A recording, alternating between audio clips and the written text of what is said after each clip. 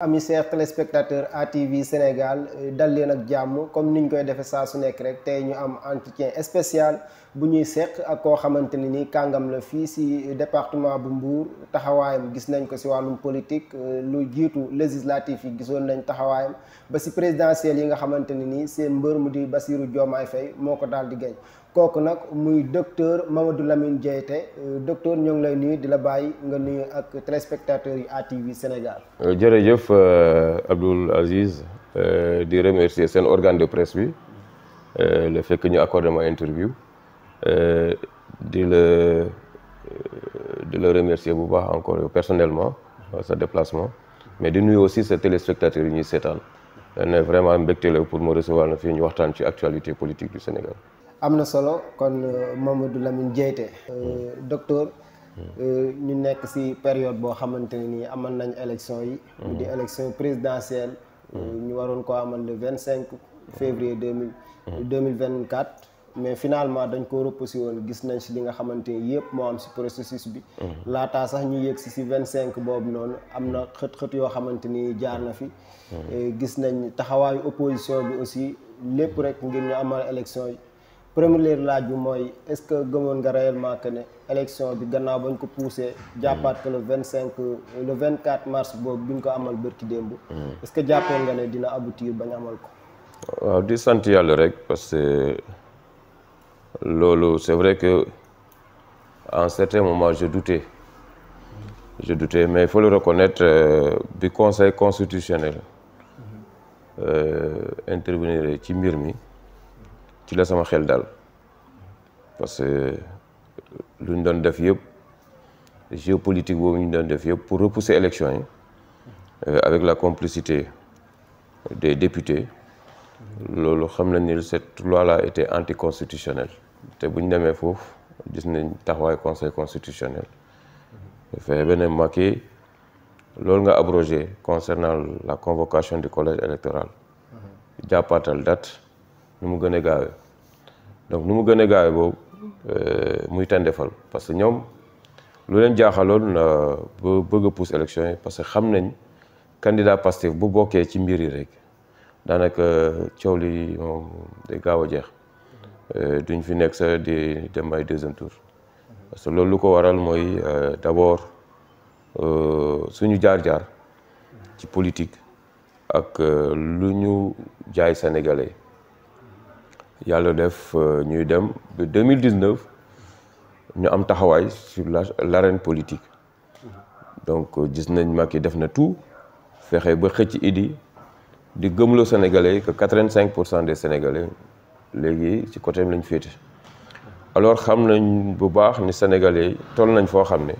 ku ci def naka sudul noonu dañ lay bàyyi ak sa sago mais ñoom xam nañ lu ñuy xam ñu bàyyi ba jour bi jot ñu def lu ci war donc c'est vrai que ping pong bi xawoon na métti tuuti mais man deuxième fois bu ñu ne Macky Sall jàppal date fexeel ba le 2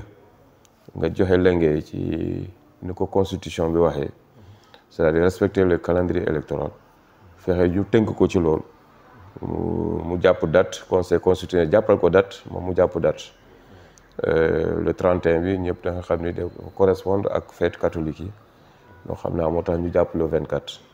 mais muy lu bees ci suñu réew parce que campagne présidentielle quoi qu'on dise 20 jours lay durer 20 jours yooyu nag war nañ permettre acteurs politiques mu wër Sénégal parce que bii du élection locale élection nationale la du élection député tamit parce que c'est le rendez-vous d'un homme avec son peuple donc war nañ ko mën a may temps mu wër Sénégal parce que Sénégal il faut le dire fii système de transport bi demeewul noonu bu doon yenn dëkk yu avancé le problème du ci posé day jël avion ceeb pour dem fenn tout ça mais fii vous voyez tu es obligé de faire la route te gis nañ ñu bëre voilà pour ñu daj réew mi ci 2 semaines day metti parce que y a 14 régions 14 régions nga bëgg ko def ci 12 jours day xaw a jafe surtout boo buggee dugg ci zone yoo xam ne am nañ électorat bu am solo mais amuñ ci yoon benn xel ñaar ci fin ba man bu conseil constitutionnel waxee ba jàpp date normalement dañ ko waroon a def et noonu ñu digal Macky mu jël date parce que ab président buy jalgati yoon da ngay am fulla taxaw ne ko date bi laa la jàppal tënku ci lii faut organiser élection yi Sénégalais tànn bu ñu bëgg a tànn pour mu jiite réew mi mais bu ñu gisee muy tànn fal deuxième fois mais ñu ko sens ñoom ñoo jàpp seen date après le revenir pour ne non date boobu bu ñu ko jëlee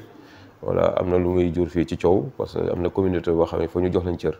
muy catholique ñu war a fêter seen Pâques donc mbir yi noonu la demee donc moo waral ñu organiser élection yi le 24 mars bi ñu dugg ci bisimilah rahmaani rahim génn ci alhamdulilah. am na solo élection yi nag gis nañ li nga xamante ne nii xëy na jaar na fi. buñ revenir un peu en arrière par rapport ak local yi fi jaaroon ak législative yi foofu gisoon nañ taxawaayu nguur gi nga xamante ñoom ñoo fi nekk. gagné woon nañ fii nii localité yu bëri.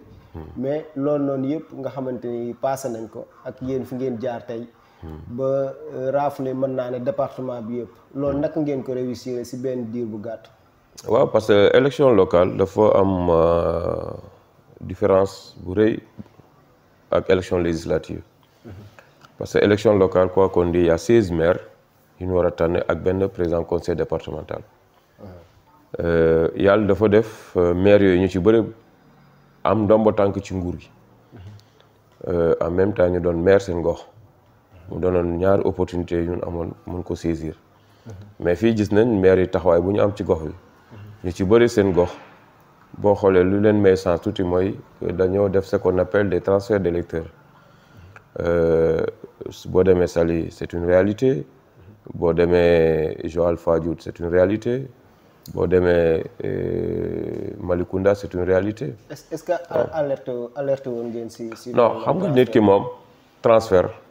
mënoo ci topp nit bi am ci dëgg parce que transfert nit ki ci coobare boppam bu nangoo ñu transféré ko mënoo ci dara c'est son droit dañ ne révision bu jotee voilà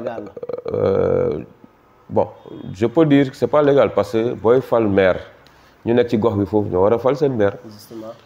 mais kenn ku am koo gis mu dugg ci processus boobu c'est que quelque part il n'a pas compris te ñu dëkk ci gox boobu war nañ aussi di am taxawaay boobu ñuy bañ ñeneen jóge feneen ñëw tànnal leen seen maire je donne des exemples comme ça te mais ci département bëri na ñoo xam ne wax dëgg yàlla buñ surtout ñoo xam ne gis nañ opposition xaw na am doole seen gox lu ñuy def tout mooy dem indi ay nit ñëw voté leen seen gox donc dund nañ épreuve boobu c'est vrai que gagné wuñu benn mairie mais boo xayma buñ ñëwee ci élection conseil départemental lim buñ ci am rek loolu daloon na suñu xel parce que conseil départemental Saliou Samb dafa jàll avec un score très serré 50 et quelques pour cent boobu ñun ñu ngi ci 37%. waaw parce que ñun boo xayma lépp lu ñu am ci voix ci 16 communes ci élection maire yi daanaka 28000 la parce que élection maire comme ni ma ko waxee gox bu nekk dafa am ku ñuy tànn mais conseil départemental kenn la ñuy tànn. donc maire yooyu nag dañoo am seen i nit seen gox ñu leen jàppale seen mbokk yi parce que sociologiquement dañoo am yenn ancrage boole ci aussi ak seen njuuj njaaj yooyu fexe ba indi dooleel seen bopp ci seen gox donc loolu yëpp dund nañ ko buñ xayma ñu amoon nañ ay 28000 et quelques voix mais élection conseil départemental bu ñu fa ñëwee bu ñu xayma on était à 54000 électeurs ça veut dire que am na ñoo xam ne dañoo fal seen maire mais au niveau du conseil départemental suñ coalition lañ voté la donc mu doonoon indicateur bu am solo parce que dama ne gars yi 28000 ba 56000 c'est le double donc il y a plus de la moitié ñoo xam ne ñëw nañ votel ñu ci liste départementale bi alors que ci liste communale bi dañoo votel seen maire wala ku ñu àndal foofu seen gox donc jàngat boobu lañ def ñu xam ne c'est possible. waaw je disais à mes collaborateurs un peu partout dans le département bu ñu defee ay jéego élection législative mën nañ ko gagner alors que ci lañ toog waxtaan développer ay stratégie pour gën a duggaat ci zone yooyu je me rappelle bien jamono yooyu dañ ne bu ñu étudier la cartographie ñu xool les forces et faiblesses ñu analyser ko de manière très scientifique ñu ne gars yi on va se déployer voilà les indécis ñu dem fex ki lañ fu nekk waxtaan ak ñoom parce que taux d'abstention bi dafa bëri woon trop surtout Mbour fii Mbour n'a pas voté ci élection locale yi alors il fallait que ñu dem xool ñooñu lu tax voté wuñ donc bu ñu jëlee fichier bi dugg ku ci nekk xool yow kan nga mën a identifier sa gox ñu dem waxtaan ak ñoom fexe ba yëkkati leen alors noonu lañ doxalee bu ñëwee ci législative gis ngeen dafa am coalition Yewwi Wallu. intercoalition voilà intercoalition Yewwi Wallu. donc fii ñu ñëw bootoon coalition bi. Yewwi Wallu intercoalition bi donc képp ku bëgg a voter Yewwi Askan Wi te bulletin bi Yewwi Askan Wi doon jël wàcce ko ci urne yi mais malheureusement waa Wallu am na ñoo xam ne ils ont voté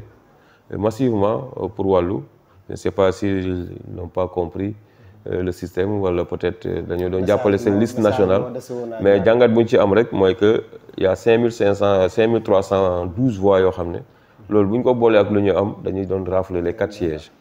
donc ñun bu ñu eggee ci situation dañ ne ñii ils sont minoritaires maintenant parce que opposition moo leen ëpp doole léegi comment faire pour fédérer les forces c'était ça la grande stratégie donc moo waral ñu créer Nemmeeku Tour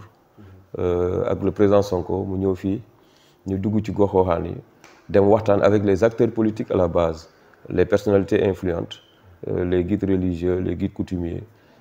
surtout yenn mouvement associatif ñoo xam ne ñooñu am nañ taxawaay seen gox dem gis leen wax na ci lañu am ay adhésions yu am solo parce que boo xoolee am na ay mouvements yu bëri yu ñëw seey ci biir parti bi mën naa ci citer par exemple jubal bu Youssoufa Ndione de Sindia am na Dia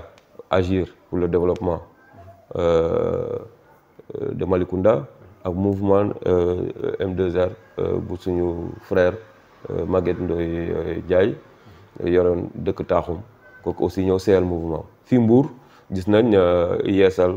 ak le docteur Pavirane Ndiaye ñëw aussi seeyal mouvement ci biir parti donc maillage boobu nag ñu defoon Nemmeeku Tour dem tâter le terrain à la base xool réaction nit ñi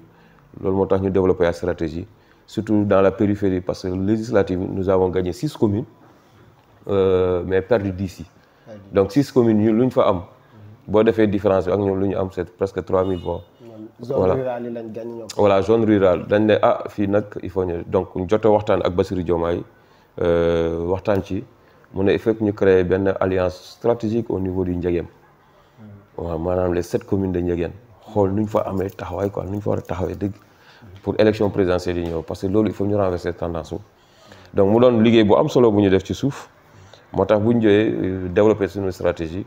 yàlla def bu ñu ñëwee dëgmal élection présidentielle à quelques semaines moo am ay adhésions yu am solo dans le Ndiéguène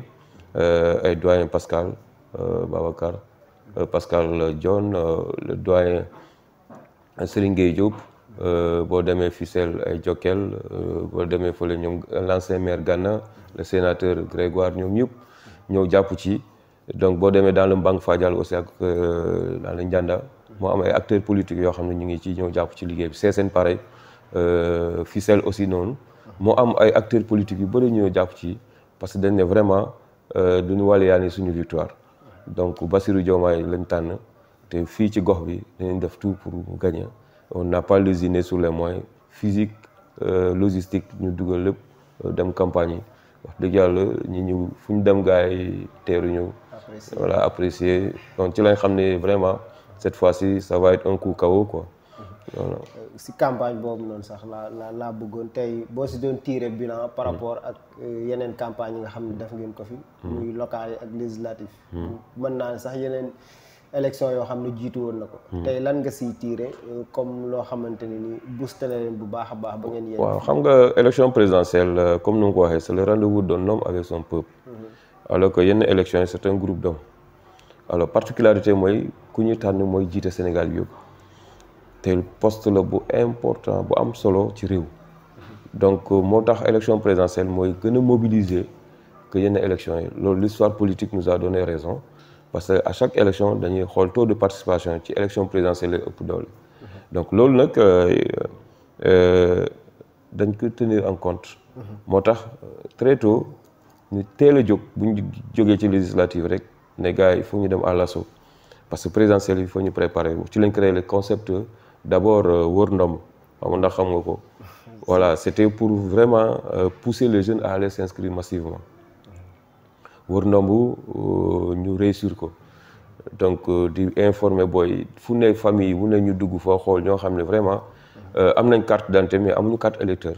que ça soit ay primo wala ay anciens ñoo xam ne ñoom mosu ñëw am carte électeur ñu fexe ba motiver leen ñu dem bindu ji ci liste électorale mooy concept woon na parce que boo xoolee fii Sénégal daanaka ci concept boobu département de Mbour liggéey na ci lu am solo boo xoolee ñoo ci ëpp coefficient au niveau national par rapport à notre appareil politique mais aussi Malicounda surtout gars ils ont vraiment battu le record de Mbour en termes d'inscription sur les listes électorales donc concept woon na moom c'était ça donc c'était de faire une pierre deux coups c'est-à-dire sensibiliser les jeunes pour ñu jóg xam ne élection bi seen kaddu am na ci solo mais benn bi motiver leen organiser leen di leen jël seen kër di leen yóbbu ñu dem bindu ji pour mën a am seen carte mën a tam taxawaay boobu ci jour élection bi loolu bokk na ci stratégie bi yeneen stratégie yu ñu développé tamit mooy comment faire pour préparer financièrement def nañ fi ay levée de fonds voilà Mbour dañoo 66 millions voilà ñu lever fonds yooyu mais dañ ne gars ku ci nekk na nga xool yow ban taxawaay ngay am en terme de logistique képp ku yor auto matériel lu ça loo xam ne mën nañ ko utiliser ci campagne bi pour yombal liggéey bi na nga ci joxe sa contribution loolu moo wax dëgg yàlla ñu am organisation boobu ba pare former ay équipe yu dynamique parce que dañoo jël suñu appareil politique bi ñu articuler autour du comité électoral dans les communes mais fii Mbour dañoo créer ce qu'on appelle des comités électoraux de base donc chaque centre dafa am ñu ko polariser ay cellules yu nekk gox boobu yëpp mu am ku ñu responsabiliser voilà di def travail de fourmi di dugg ci famille yi di waxtaan ak ñoom loolu le fait que ñu pousse élection bi jox nañu prétexte ñu gën a dugg ci famille yi voilà gën a waxtaan ak ñoom pour sensibiliser ñu jóg taxaw tem voilà won ne vraiment heure bi jot na pour ñu faxas quoi donc loolu stratégie yooyu lañ développé moo waral ñu am résultat bi. kon mën nañ ne pousse élection bi arrangé na leen benn côté parce que doon ngeen def porte à porte comme ni nga ko waxee. waaw mais pour pousse élection bi différence de temps bi bëriwul noonu trop quoi parce que bii c'est un travail qu'on a mené depuis 2 ans et demi. voilà am taxawaay bi parce que bu ñu taxawalee Yewwi Askan Wi dañoo amoon objectif mooy fexe ba minoriser Macky Sall fii ci Sénégal donc loolu moo feeñ assemblée ci premièrement boobu coup de massue boobu c'est sûr que Mbour moom bu ñu comprendre woon système bootante bi rek on allait ak Linguère boo xam ne gars yi foofu aussi système bootante bi dañ ko comprendre mais boo xayma lu ñu am Yewwi Wàllu boobu dañ doon rafler les 4 sièges ici ak les sièges de Linguère boo Macky Sall assemblée dootul waxat mais bon yóbbu nañ ko benn ballottage bu am solo pour woon ko maintenant tu es minoritaire parce que bu ñu xayma opposition lu mu am en termes de suffrage bu ñu ko comparé moom lu ñu am on sent nettement que waa ji moom on est sur la bonne voie pour yëkkati parce que politique lu ci ëpp solo mooy sa courbe bu bañ a wàcc mais tant que yaa ngi tenir dynamique de croissance boobu foofu sa xel mën na dal mais dès que tu commences à perdre des scores voilà loolu c'est un indicateur pour dire que voilà tu commences à perdre de pouvoir te loolu moo ñu may gën a motiver voilà bu ñu ñëwee dégmal présidentielle yi ñu yokk suñu taxawaay voilà c'est vrai que période boobu lu ñu gënoon sonal aussi c'était juste sur les procès parce qu'il y avait un rapport de force extraordinaire avec l'État donc ñu bëgg a faagaagal suñu candidat ñu jóg taxaw tem di défendre voilà def nañ fi 10 mois yoo xam ni c'était un combat acharné voilà pour vraiment sauver le projet te gis nañ finalité bi. ba ngeen di sos parti bi. da ngeen doon parti anti système. mu nekkoon loo xamante ne nii xëy na ñi ngeen di woowee système bi moo ñu fi nekk. temps Ablaye Wade ba si président Macky Sall. loolu da ngeen koo bañu complètement mais ñuy dem ba si biir comme ni nga ko waxee législative yi. gis intercoalition boo xamante ni boole ngeen ko. mais aussi ñuy dem ba si kanam mu gën a feeñaat si veille élection yi nii gis nañ ralliement yi comme yi nga cité sànq. ñoom Serigne Gueye Diop. ak ñeneen ñoo xamante ne nii xëy na bokkoon nañ ci système boobu ngeen di xeex ñoo fekk si leen. waaw parce que système nu ma koy définir rek c'est des pratiques du ay jëmm quoi parce que nit ki bu yorul signature rek mënul imposer la parce que on a concentré tout le pouvoir ci président de la République donc moom mooy xool nu muy doxalee président bi moom am na nu muy doxalee rek on parle pas de système parce que système lu ko tax ñu créé mooy ñoo xam ne dañ fi nekk di nguuroo. voilà di coopérer avec les intérêts étrangers au détriment de leur peuple maanaam dañ fi nekk di nguuru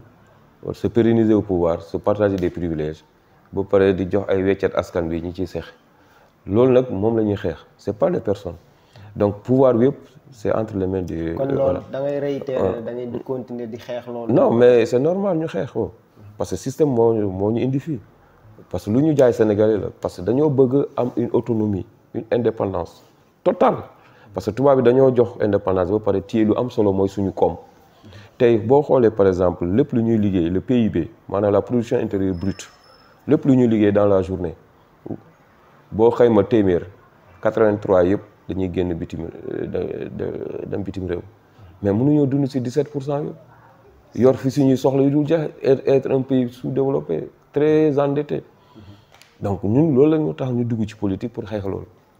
parce que dañ ne tant que ces têtes là sont là nguur bu ñëw ñu ànd ak ñoom loolu boobaa dañu doon moo tax Ousmane Sonko il a été très clair voilà dañuy ànd xeex pour jëlee fi système bi mais pas pour pàccoo réew mi voilà dañ ci taxaw dem liggéey réew mi avec des Sénégalais qui sont intègres ñoo xam ne vraiment bu ñu ñëwee dañ jàpp ci projet bi maintenant bon comme nguur dafa yaatu tey mënuñoo ne carrément que ñëpp ñu ànd ak nguur gi yëpp voilà on leur freine la route parce que loolu bu ñu ko defee mooy on sera jamais au pouvoir parce que Sénégalais ñooy voté te Sénégalais yi dañoo am ñu ñu àndal ci ak ñoom donc mënuñu leen xañ loolu moo tax il faut être très créatif expliquer leen mu leer seen nopp xamal ni problème bi yëpp c'est la signature parce que président mooy décider bu décider dëkk bi jub ñëppay aligné wu mais bu defee naka sudul noonu ku ci nekk da ngay nekk def loolu neex te loolu lañ gis voilà demoon na bi en certain moment y avait le libre arbitre boo xam ne vraiment respecté ñu ko la preuve am na dossier yu bëri moom moo ne dam cee teg sama conc parce que bu ma bàyyee mu yoon def yo liggéeyam waa ñu bëri moom dinañ leen tëj ci kaso ak président du waxee noonu mais ku luubal alal réew mi voilà ñu def ay détournement d'objectifs des enrichissements enrichissement sans cause waaw nekk ci ay position di ko exploiter pour di am ay xaalis bu xam ne leewul waaw lu ñu koy gis c'était flagrant donc loolu yëpp voilà c'était ça qu'on combattait moo tax ñun système bi ni ñu ko définir mooy fexe ba téye signature bi bu ñu yoree signature bi voilà képp ku ci conformé wu yoon dina dal sa kaw. dinañ si ñëw si li nga xamante ni moo leen di xaar muy programme bi waaye est-ce que li nga wax nii dafay firndeel que ne pare ngeen pour képp koo xamante ni moo xam Sénégal la nekk mais notamment nag si département bi mu di leader yi nga xam ne xëy na si yeneen bannière lañ bokk est-ce que pare ngeen pour booloo yéen ñëpp ànd ngir mën a soqaliwaat nguur. waaw ñun bañuñu cohabitation coopération ak yenn acteurs politiques mais pourvu que ñu doon ñoo xam ne wax dëgg yàlla ils sont intègres seen loxo set na kenn xamul ci ay njuuj njaaj waaw loolu moom on est prêt à collaborer parce que APR du ñëpp bon voilà il y a des gens intègres man sama papa nekkoon na foofu DG pendant 7 ans DG ONFP donc kooku xam nañ ko il est intègre mais buñ la état bu la soxlaa voilà la ne la kaay liggéeyal ñu sa xam-xam nga yor da nga dem liggéeyal mais Mary Teuw Niane kenn du ne voilà c'est pas un homme intègre voilà bien vrai que liggéey na ak nguur pendant des années mais moom day taxaw wax carrément que moom voilà bu muy nekk enseignant ci la gën a féex que bu muy nekk dans le gouvernement parce que foofu s'est rendu compte que voilà beneen dimension la ñi ci lañ leen gën a sollicité parce que tàmmal nañ leen yenn rythme yi donc de ce fait il s'est appauvri quand il était ministre que quand il était professeur loolu lu muy teg mooy c'est un homme intègre et loolu bëri na ak ñoo xam ne ànd nañ nguur gi mënuñoo jël lépp sànni ci mbalit bi mais dafa am ay ténors yoo xam ne ñoo ŋànk lu bëri moom laa wax la signature boobu nag nit ki bu ko amee def naka su dul noonu mais bon les Sénégalais vont apprécier mais ñun on ne ferme pas la porte parce que le Sénégal se fera avec tout le monde président Sonko wax nañ ko c'est pas uniquement les pacifiens non Sénégal mënuñu cee seppi ñëpp ñu naan ñun rek lañ non sinon on sera vraiment hypocrite te loolu moom c'est pas notre philosophie dañ ne tout Sénégalais bu am xam-xam intègre qui est prêt à venir pour ñu liggéey réew mi ñu lay talal loxo parce que on doit reconstruire te reconstruire ñëpp xam ne jafe-jafe yi ci am voilà ça demande beaucoup d'énergie beaucoup de présence beaucoup d'orientation te voilà il faut aller à un rythme exponentiel parce que sénégalais fi ñu toll dañoo sonn te dañoo yàkkamti. gis nañ Mbour ba ngeen fii def seen meeting de clôture bi. gars yi ni ñu leen accueillir moo xam sympathisants yi ak militants yi loolu nag mu am loo xamante ni digaal ngeen ko ak askanu Sénégal yëpp mais aussi notamment askanu Mbour. lan ngeen di xaar lan la bokk waa Mbour di xaar ci gouvernement bi nga xamante ni dans quelques semaines Bassirou Diomaye Faye war na koo tabb. non pas uniquement Mbour Sénégal foo lamb lay métti mais foo lamb fii moom Mbour pour te dire les 2 secteurs les plus productifs sinon 3 c'est l'agriculture c'est le tourisme la pêche te gis ngeen suñ politique suñu offre politique bi surtout en ce qui concerne les licences ñun wax nañ fii zone bi c'est une zone agricole première mesure yi ñuy jël mooy fexe ba ku ci am sa tool fexe ba ñu am sa kayit bu wóor boo xam ne kenn du ko foqati sa loxo di ci def naka su dul noonu loolu c'est pour sécuriser ces familles-là qui ont leur terre depuis des générations ñu am ci loo xam ne dañ koy jàpp voilà mu téye ko mu doon document bu wóor bu soxlaa def investissement dem banque lever fonds ñëw def investissement moderniser agriculture loolu mooy ci première mesure ñu def ci concernant les réformes agraires beneen bi mooy la pêche. La pêche gis ngeen Mbour ñun dans les années 2000 fii boo yoroon 500 francs dem jënd jën mais si yow ngay ñibbisee mais léegi dañ leen naan ay saamu yaboy 2000 francs ah te bu njëkk ba di nga ci am juróomi pan ci ay pan yaboy loolu lu mu woon rek mooy suñu géej gi ñu ngi koy bazarder te loolu lu ko waral mooy les licences ñu signé te xamuñu capacité d'exploitation bateaux yooyu parce que c'est des bateaux usines dañuy manque géej donc ñun suñu offre politique dañ ne am na foo xam ne waaw dañ koy limiter loo coy fu ñu mën a yem bu fa benn bateau traîner te bateau bu signé accord de pêche ak Sénégal dañuy def comme les Mauritaniens am fulla boobu loo pêché da ngay ñëw nga débarquer ñu xool lan la tonnage waaw bu doon nga ëppal ñu ne la non fii bàyyi ko fii jëlal luñ la waaw nga jëm sa donc loolu il faut ñu veiller ci on a assez d'éléments pour voilà, sécuriser toutes nos côtes parce qu'on a vu la marine gis nañ arsenal bu ñu am pour protéger nos eaux loolu yëpp ak le système de détection des navires loolu yëpp am na fi Sénégal donc loolu yëpp dañ ci taxaw le tourisme aussi yàlla dafa def l'aéroport est dans la région donc tey wax dëgg yàlla avec le site hôtelier fii bu njëkk ba c'est dommage quoi des hôtels comme domaine de Nianing comme club Aljana di tëj bon ñooñu famille yu bëri ci lañ daan tedd parce que hôtel yooyu lu mu doon absorbé ci main d'œuvre c'était extraordinaire wax ma yeneen hôtel yoo xam ne ñuy suuf donc tey il faut que ñu def benn toilettage dans le tourisme xool yenn résidences yi aussi comment les gérer parce que compétition boobu dafa tax ba les sites hôteliers là ñu ci bëri di am suuf jafe-jafe voilà pour mën a attirer mais surtout la destination Sénégal ñu jaay Sénégal voilà pas uniquement le tourisme ni ñu ko xamee mais le tourisme religieux aussi parce que fii gis nañ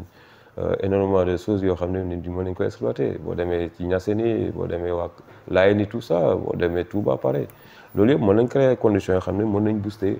voilà mais loolu image dañ ko je prends un cas très simple le Rwanda gis nga nuñ defaree seen dëkk ba léegi même dans les stades tu vois visite Rwanda di inciter ñi ñu xam fan mooy Rwanda affaire yooyu donc loolu ay politique la yoo xam ne mais programme bi c'est un programme ambitieux parce que au-delà de certains aspects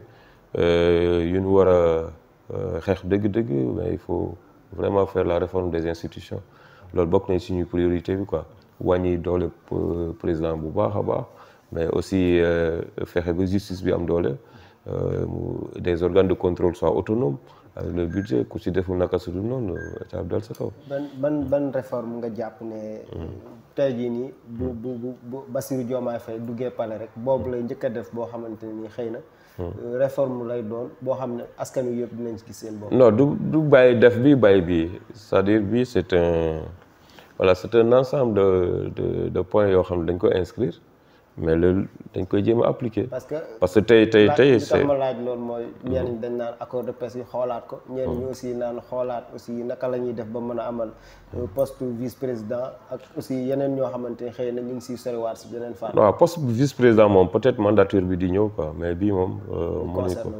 non concerné parce que jaayuñu loolu Sénégalais quoi le ticket Sonko comme c'est vrai que décret boobu abrogé kii la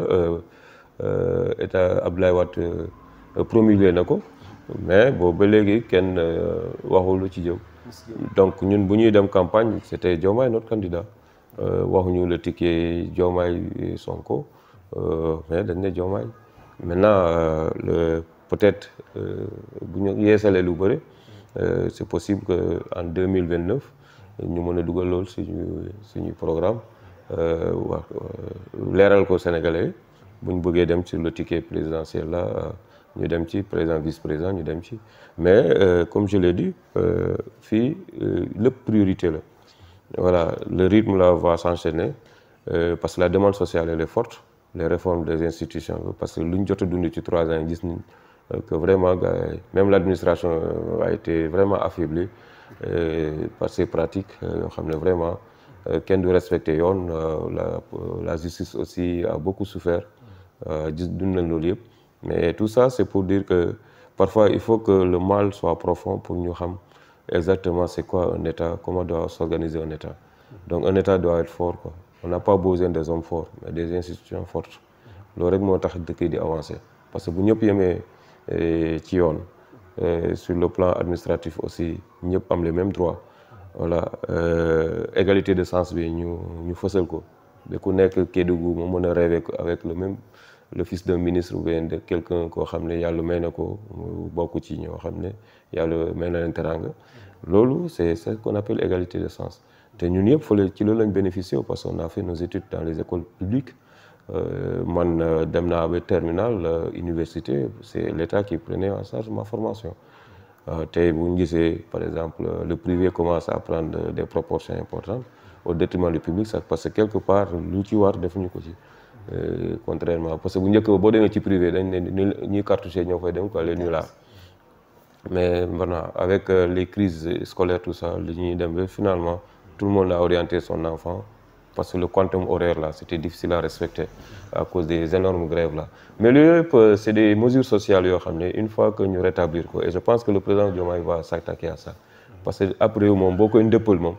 il faut vraiment gérer les crises sociales yi bokk na ci doléances yoo xam ne les syndicats taxaw nañ ci depuis des années mënuñu am satisfaction et je pense que loolu bu ñu ko régler rek on va venir sur un cycle normal où les gens vraiment parce que lu gën a métti ci doomu aadama mooy nga liggéey ba fin du mois jot sa salaire nga koy consommer ci 2 semaines loolu dafa métti donc di gis ñenn ñoo xam ne vraiment voilà traitement bi c'est disproportionné parce que Sonko bi nu nekk ci benn duñ ci waatee hommage aux enseignants waaw boobu bokk na ci mémoire bu muy génn ENA def hommage aux enseignants parce que nee moom il peut pas concevoir que enseignant dem ba retraité il n'a même pas 500 000 francs comme retraite voilà donc ils sont obligés di dem xarmat tu vois yow nga war a noppalu di daw gauche à droite parce que quelque part sa retraite baaxul c'est ce qui amène c'est loolu des gens yoo xam ne à un certain moment dañuy daw ba daanu voilà loolu yëpp c'est des choses à rectifier et je pense qu'aujourd'hui alal bu am ci réew mi buñ ko potentialiser c'est-à-dire maximaliser toutes nos ressources souveraines maanaam loo xam ne Sénégal moo ko téel boppam loolu c'est sûr que moom on peut gérer tous ces cas sociaux là tous les fronts sociaux fexe ba étouffer leen éliminer leen une fois de bon ñu nekk ci beneen visage boobaa réew mi dina dox ñëpp dinañ gis seen bopp parce que la finalité c'est que lépp lu ñu bokk ñëpp jot ci et ça c'est notre concept et je pense que Diomaye il a très bien compris ce message parce que bokk na ñoo xam ne ñoo ko daan xalaat ci biir parti bi la réflexion ci programme bi te il a beaucoup contribué avec le mouvement des cadres. am na solo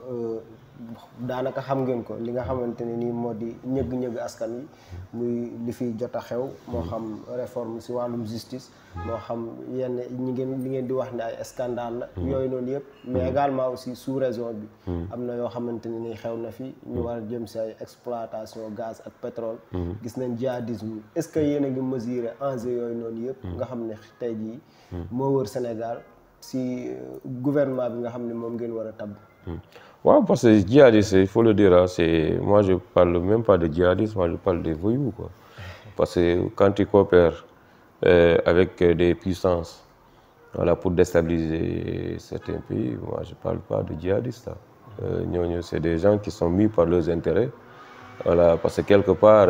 on leur facilite beaucoup de choses jox leen ay privilèges jox armée leen parce que armée yi c'est pas les djihadistes qui les fabriquent voilà pourquoi ñooñu nekk c'est parce que quelque part ils défendent les intérêts gis nañ lu xew Mali parce que l'objectif c'était de diviser le Mali en deux comme ni ñu ko defee Soudan voilà moo am ñaar parce que au nord du Mali il y a énormément de secrets dans le sous-sol donc gis nañu avec l'armée française exploitation bu ñu doon def foofu seen or bi voilà ils pillaient l'économie malienne donc ñoom seen intérêt loolu la mais ñun fii nous avons 2 ou 3 avantages. Benn bi c'est l'efficacité de nos forces de l'ordre et les forces de défense et de sécurité. loolu xam nañ ko. Beneen bi aussi sur le plan diplomatique am na lu yàlla may. Et deuxièmement une nation quoi. Une nation soudée moom kenn mënu fa def yenn yi quoi. Parce que ku ñëw di bëgg a def naka su dul ñu ñëw leen njëkki tëbal ne la fii amoo fi place mais ñu suñu jàmm. Donc loolu avantage boobu am nañ ko. On est une nation très soudée. boole ci nos forces de défense et de sécurité. Et voilà am nañ taxawaay bi parce que nous faisons partie des meilleures armées d'Afrique. loolu moom xam nañ ci daal parce que dans toutes les missions onusiennes de certaines missions de l'ONU gis nañ souvent c'est les contingents sénégalais qui dirigent ces missions. loolu lu mu tekki rek même sur le plan diplomatique c'est des diplomates sénégalais ñoom ñooy gérer souvent ces missions. Et loolu day wone carrément qu'on a vraiment des ressources. Voilà, pour faire face à toute tentative qui pour nous déstabiliser. Mais ñun comme on le dit quand une nation est solidaire voilà lépp day yomb quoi. lu ëpp lu tax nation di am problème mooy quand il y a des fractures ñii jaar fii ñii jaar fii ñii jaar fii mais quand on tire tous dans le même sens et je pense que fii moom loolu duñ ko dund quoi. En plus de ça on a des régulateurs sociaux muy kilifa diine yi voilà que ça soit les 2 religions ñi dëggal nañ leen. am na message yu ñuy jàllale kenn duñu infiltrer quoi. loolu am naa ci yaakaar bu baax. seen biir yéen waa PASTEF si veille campagne yi ñenn ñi ngi doon wax naan dafa am ay pro Diomaye ak pro Sonko. yooyu noonu yëpp xëy na leeraloo leen si woon. gis nañu aussi ñenn ñi sax di avancer que naan ñoom ñaar neexoowuñ temps yooyu noonu. est-ce que mën nga indiwaat ay leeral si loolu noonu. ñun kay loo xalaat wax nañ ko si suñu parti. Tout ça c'est pour nous déstabiliser mais ñun xam nañ suñu bopp quoi franchement les Pastef c'est pas un parti du moomeel Sonko pour dire clair du moomeel Diomaye ñoom xam nañ ko parce que c'est des Pastef c'est constitué essentiellement des gens yoo xam ne ñu ci bëri xamuñu leen ci arène politique waaw mais dañoo gis réew mi ni muy doxee rek quoi gars yi fipp waaw c'est des cadres des intellectuels des gens yoo xam ne wax dëgg yàlla ba ci doomu daara yi ñëpp gis ne vraiment lii il faut que ça s'arrête quoi mënut a continuer donc Pastef moo tax ñu ci nekk 80% yëpp mosu ñëw bokk ci benn parti politique et c'est ça le charme parce que ñoom dañuy ñëw avec le choc des idées da ngay ñëw voilà dañuy ñëw ne non kii du moomeel kenn moo tax le don de soi boobu ñu jëmmal ko voilà philosophie la ñi ñu approprié nañ ko téye nañ ko te dañ ne Sénégal moo ñu ñor. Voilà, on peut gis ngeen c'est pas Sonko qui finance le parti c'est pas Diomaye qui finance le parti tout le monde finance Sonko sax day dugal loxo ci poosam teg voilà du moom mooy ne voilà j'ai des millions j'ai des milliards ku ci nekk da ngay contribuer selon tes possibilités. am na ñoo xam ne ils donnent des millions am na ñoo xam ne c'est des centaines de milliers am na ñoo xam ne cotisation mensuelle la def am na ñoo xam ne bés seen weccet yi sew 200 francs 300 francs gis nañ ko fii. ñoo xam ne vraiment dañuy contribuer loolu yëpp moo indi taxawaay bi parce que ça nous permet de nous financer mën a dugg mais parti Pastef c'est pas un parti qu'on déstabilise non nguur gi xam na loolu ak lu ñu am ci doole lépp mënuñoo déstabiliser lu ne jiiñ nañu ko ne terroriste salafiste rebelle lu ne wax nañ ko donc tey buñ taxawee naan Bassirou Djibo te l'histoire xam ne ni Bassirou ak Diomaye c'est des amis de longue date avant ñu dugg ci politique des amis Ousmane Sonko turandooram Bassirou ko jur voilà il doit avoir maintenant peut-être 7-8 ans mais loolu pour vous dire keroog wax na ko ci meeting bi voilà que Bassirou lu leen boole c'est plus fort que la politique donc c'est dañoo xamante avant politique donc ñooñu seen diggante moom ku fa dugg rek yaa fay des et j'invite tous les gens ñu mandu ci quoi. waaw ñu mandu ci. am na solo Bassirou Diomaye xëy na léegi mu tabb gouvernement yan tête lañ mën a xaar fii au niveau de Mbour si prochain gouvernement boobu. non je peux pas te le dire franchement à tout objectif. yéen a ngi si parce que poste daf ñu ko président Sonko dañuy wax bu leen yaakaar ni buñ jotee ci nguur gi dañ koy pàccoo. non pas pàccoo mais poste même ci nu biir dafa ne on va gouverner avec des Sénégalais compétents kuñ sentir ni am nga compétence tu peux répondre aux attentes. kon ñi ngi xaar si Bassirou mu tabb ñeneen ñoo xam ne bokkuñ si parti bi ay ministre. waaw mais bien sûr parce que Sénégalais ñu ngi fépp ñu ngi fépp diaspora bi am nañ taxawaay bu baax on a des cadres ñoo xam ne wax dëgg yàlla ñu ngi ci diaspora bi. Si Sénégal aussi pareil il y a des cadres aussi qui peuvent vraiment répondre à la mais xam nga gouvernement lu ndaw la voilà bu bëree moi je pense pas que mu dépasser 30 ministres amuma ci peut-être maximum 30 quoi mais lu ma gën a yaakaar mooy ñu on va tourner tout demain voilà 25 ministres yooyu. Maintenant état dafa yaatu il y a énormément de démembrement ministère yaa ngi fi direction yaa ngi foofu agence yaa ngi fi. Voilà loolu yëpp c'est des postes de responsabilité yoo xam ne quand on sentira que sénégalais bi am na profil bi ñu dénk ko mën a doxal mais bon franchement dire je peux pas te dire luy dox ci boppam instant yi voilà nu mu war a former gouvernement tout ça on leur fait confiance sur ça parce que xam nañ fu projet bi toll ak sénégalais yi ñuy xaare donc ñu ngi xaar loolu daal. Est-ce que am ngeen yeneen projet fii si Mbour comme maanaam comme ni ngeen waxee ne da ngeen di def Casamance def ko capitale de la monnaie bi nga xamante ni wàllum koom-koom moom lañ koy jagleel yeneen région aussi am na yeneen cité est-ce que Mbour tey am na loo xamante ni digg ngeen leen ko par rapport ak si projet bi nga xam ne moom ngeen waaw mais xam nga Sénégal dañ ko diviser en pôles selon les réalités de chaque territoire les territoires du développement xam nga ndax lire nga livre donc Sénégal dañ ko diviser en pôle am na zone boo xam ne c'est réservé au cheptel maanaam jur gi am na zone yoo xam ne c'est la filière banane par exemple ak yenn filières yoo xam ne comme le tourisme l'exploitation du fer boo demee dans la Falémé sur le sud dans la zone est au sud ñëpp xam nañ ni Casamance c'est un grenier voilà foofu lu nekk meññ na fa quoi donc foofu mën na doon le grenier du Sénégal en termes aussi yenn horticulture aussi gis nañu fruits yu fay jógee waaw loolu yëpp ay avantages la boo ñëwee dans la zone ouest fii ñëpp xam nañu économie ça tourne vers la production maraîchère béy oignon bi fii ainsi de suite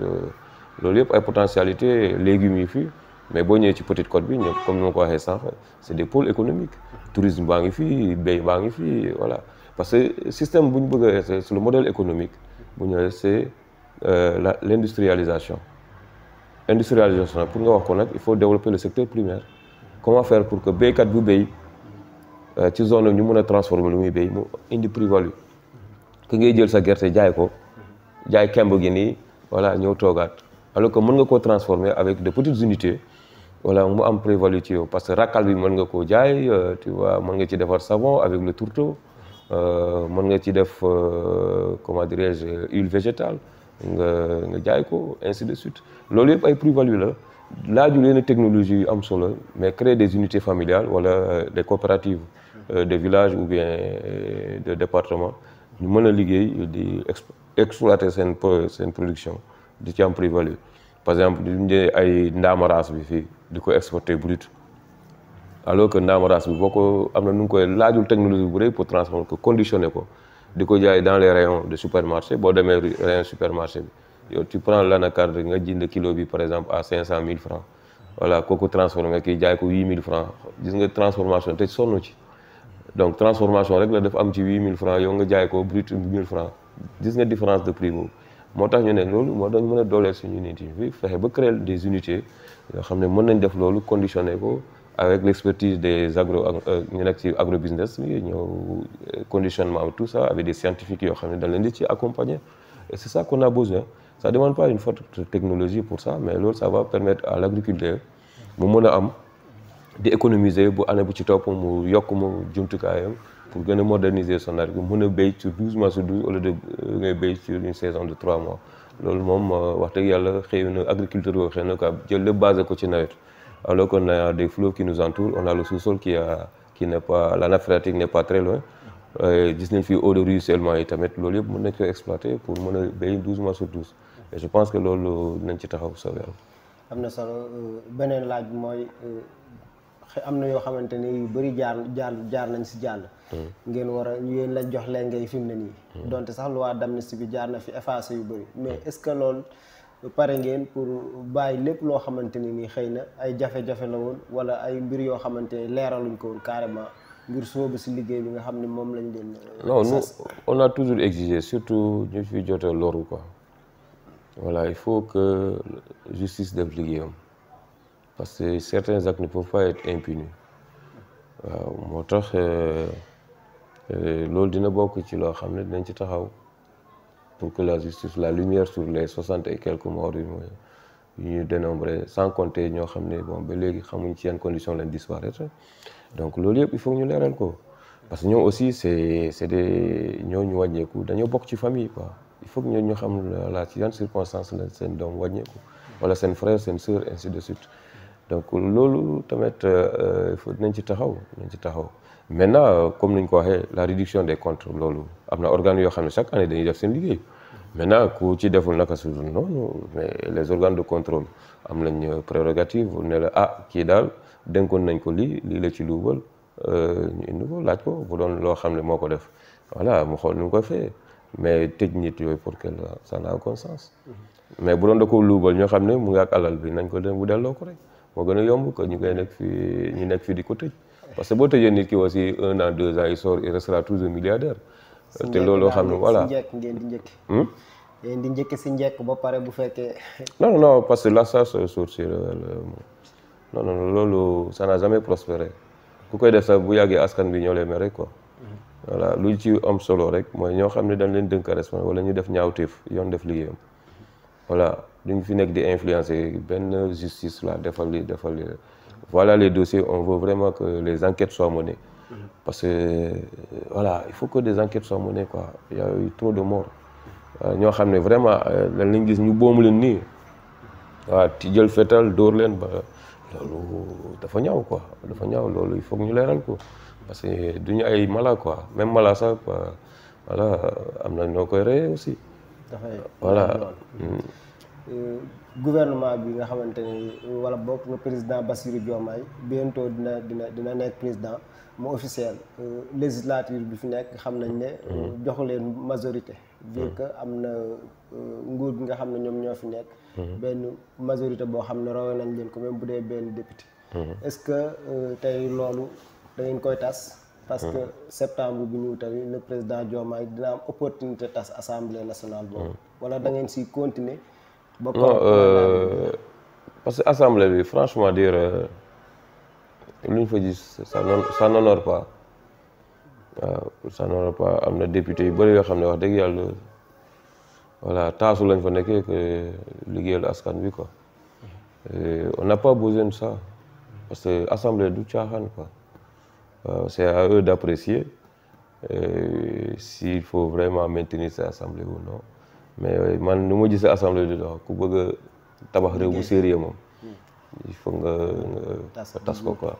te loolu c'est légitime parce que 2 ans yi Sénégalais vraiment ñaawlu nañ taxawaay assemblée parce que assemblée boo xam ne combien de commission d'enquête yu ñu laaj pour ñu leeral gindi askan bi ci yenn malversation yi noonu mais foras voilà des questions orales foras question écrite foras donc loolu yëpp c'est parce que quelque part ñoo fa ëpp majorité mécanique lu ñu bëgg mooy jàll lu bëgg noonu mais loolu c'est pas une assemblée ça doit être une assemblée de débat d'idées voilà bu ñu gisee naka su dul noonu assemblée jël prérogative boobu yëpp mettre ko en jeu pour loolu taxaw askan bi parce que ñun dañ leen yónni ñoo ñu toogal foofu parce que le rôle de l'assemblée c'est de contrôler l'action du gouvernement mais est-ce que fii da ngay gis ils avaient promis que chaque mois dina am ministre yu wàcc foofu pour s'expliquer mais suñu dara voilà ce n'est que des slogans maintenant assemblée dafa war a am cërëm moo tax ñun sur réforme institution yi bokk na ci loo xam institution bu nekk ñu jox ko gëddëm voilà travailler sérieusement pour Sénégalais sentir ni vraiment on est dans un état démocratique un état de droit un état où vraiment les choses se passent dans les règles loolu moom soxla nañ ko sànq moom lay wax ni on a besoin des institutions fortes et non des hommes forts homme fort moom bon kooku moom c'est comment on dit c'est de s'ignorer quoi parce que y a pas d'homme fort homme fort amu fi quoi yàlla moo fi nekk voilà dañ lay dénk dara rek la preuve ñu fi doon wax homme fort yëpp rocci nañ léegi seen ndombo tànk ils sont devenus aphones quoi voilà donc nañ am modestie xam ne y a pas d'homme fort voilà kuñ ci jox ndombo tànk nga respecter Sénégal jox leen seen cër quoi nekk fii voilà di leen traiter de bon à rien voilà di leen xas di wax yu ñaaw wala ñu dénk la dara nga war a doxal pour askan wi gis seen bopp nga jël lépp randal gàddu seen àq comme ça ñu lay ŋawti suba ak ngoon rafetul quoi. On a besoin de travailler sérieusement dans la sérénité. Voilà, jox nit ñi seen gëdd. Voilà, boobaa dañ xam ne vraiment lu ñu doon xeex yëpp lii la, et que le Sénégalais dañ gis seen bopp. On va retrouver le sourire, la joie de vivre ensemble. Ku ci nekk ku ci yëngatu am jom nga am looy wàcc chaque jour yóbbu sa kër sutural sa bopp sutural sa njaboot. C'est ça la finalité. Parce que ak lu ñu uti xam-xam yëpp la finalité c'est d'avoir de quoi vivre dignement. Nit ki aussi lu muy yëngatu boo amul yenn xam-xam yi sax mais di daan dooleem, que ça soit des métiers kooku lu muy ut aussi mooy mais tey xaalis bu circuler maçon bi dina am chantier, électricien bi dina am chantier. Voilà, vous les journalistes, voilà, vous aurez de quoi faire assez de reportages. Donc c'est comme ça que l'économie tourne. L'économie non lay tourner quoi. Donc il faut que l'argent circule pour que ñëpp gis seen bopp. Mais jël lépp denc ko ci ay coffre ñi ñu nekk fii di vivre la souffrance loolu moom dafa ñaaw quoi, dafa ñaaw. Merci beaucoup. Mot de la fin bi lan lay doon message. waaw mot de la fin mooy que xam nañ lu ñuy xaar. Voilà, natt nañ Sénégalais comme ni ma ko waxee sànq Sénégal foo làmb day métti. Donc l'espoir renaît parce que ñee dañoo bouffer les espoirs, ils ont semé le désespoir. Ba ñi jël looco yi ñii di jaar ci désert bi ñii di jaar Nicaragua. Quand je vois des gens investir des millions war a dem Nicaragua te mën ko investir fii liggéey. Ça veut dire que vraiment ci réew mi instabilité bu fi nekk ak coow yu fi xeex yi suba ak ngoon tax na ba vraiment ils ont peur d'investir ici jël as tuut bu ñu am di génn réew mi. Loolu on a besoin de toute cette main d'œuvre parce que Sénégal ay jeunes ñoo fi ëpp donc nañ créer condition pour créer l'espoir fii maintenir les jeunes ici voilà jël cette force active de la population sénégalaise orienter les dans les choses qui peuvent être productives pour le pays ñu orienter que nekk fi di leen divertir ci ay làmb ci ay lu ma xamul loolu yóbbu réew donc di ne Bassirou Diomaye xam na lu koy xaar nañ am yaakaar ci moom. Dina doxal agendaam incha allah dina gis Sénégal bu naat comme turam nu mu koy woy Bassir ñëpp xam nañu. voilà mais jeunesse bi am nañ désespoir de surtout nag fii si. waaw désespoir que weesuwul ñuy tëj université. doo leen teg seen loxo. waaw dama leen ne comme ni ma ko waxee ni sànq c'est-à-dire gars dañoo yaakaar ne ku jàng rek moo war a mën a am dara gis nga cette main-d'œuvre bi le secteur primaire yi bu ñu ko développé muy pêche agriculture élevage bi. ñëpp dinañ ci yëngatu gis nga ñu bàyyoon seen tool yi màbb di dem ambulant ñoom ñëppay dellu si seen tool dem liggéey parce que quelque part dañ ci parce que la finalité mooy nit ki produire jaay am koppar voilà sentir ni moom voilà sa vie change de manière qualitative loolu lañ soxla foog boo demee Europe aussi il y a des gens qui sont des ouvriers qui sont dans les champs di liggéey voilà du question que voilà jànguma rek war maa mën a tekki non da nga am jom mais conditions yi aussi ñu mettre dans les conditions optimales parce que loolu la wax sànq quand l'économie tourne ku ci yëngatu di nga gis sa bopp même bi ci jaaykatu gerte yi ñëpp dinañ gis parce que boo amee xaalis di nga faj see soxla te sa soxla day gën a yokk donc c'est ça que l'économie di développer donc di leen ne vraiment projet PASTEF bi projet bu wóor la te xam nañ fu ñu jëm on connaît notre chemin parce que on a identifié les problèmes des Sénégalais. Choisir nañ benn voie boo xam ne on l'appelle la voie des patriotes patriote mooy kuy gëm sa réew mu jaral la nga xar sa tànku tubéy pour sa réew naat maintenant il faut créer le cadre pour ñu mën a exprimer dans la ferveur dans la joie mais aussi dans l'efficience pour que réew mi ñëpp ci seen bopp di leen remercier seen kilifa yi dina vraiment rafetlu naa jotaay bi voilà dina bon sous peu on aura l'occasion de faire l'évaluation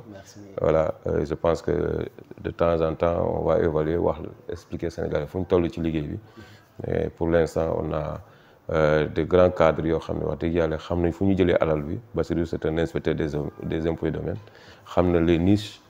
mu nekk am na xaalis yu jaar dans les mailles du filet xam na loolu yëpp bu ñu ko keppee on n'a même pas besoin de s'endetter di dem uti xaalis bi parce que politique bu ma ki def mooy politique bu gën a yomb dem lépp pour tabax sa kër te bàyyil nañu fi entourage boo xam ne wax dëgg yàlla fay ko dina jafe lool parce que presque 13 000 milliards de dettes chaque mois ngay fay presque 137 milliards ci encours de la dette mais loolu dafa diis ci loosu Sénégal voilà donc mais comme on dit à part l'argent du pétrole du gaz certains mais fii les ressources souveraines buñ ci ngooyee rek dinañ am alal bu xam ne mën nañ doubler suñu budget au bout d'un an et je pense que 7000 milliards yi ñuy wax ni fii ak 1 an et demi vous verrez que Sénégal dinañ capacité dem ba 12000 milliards ça am naa ci yaqin parce que on a affaire à des techniciens ñu xam le circuit de l'argent dans ce pays xam nañ fa la ñuy dóoree pour vraiment parce que lu ci ëpp solo mooy élargir l'assiette fiscale que de cibler des gens ñu war a fay pour tout le monde donc mu élargir assiette fiscale bi Sénégalais bu ci nekk ci li nga yëngatu ab bénéfice bi nga am loo comp jox ko état bi mais lu doon métti Sénégalais mooy ci bëri dañu naan voilà da nga leen di jox ñu jëf alal bi leneen mais bu leen wóoree ni alal bi day dem ci gafa état bi voilà kenn du ci def naka su dul noonu ils vont mettre la main à la poche pour vraiment être à jour sur le plan fiscal mën a renflouer les caisses de l'État mais beneen bi tamit mooy fexe ba suñu yenn ressources yoo xam ne yàlla may nañu ko ñu xool nuñ koy potentialiser pour comme ni ñu ko waxee ni revoir certains types de contrats yoo xam ne Sénégalais gis suñu bopp yooyu yëpp ay moyens la pour gën a yokk suñu budget et une fois qu'on aura un budget conséquent vraiment on peut dérouler notre politique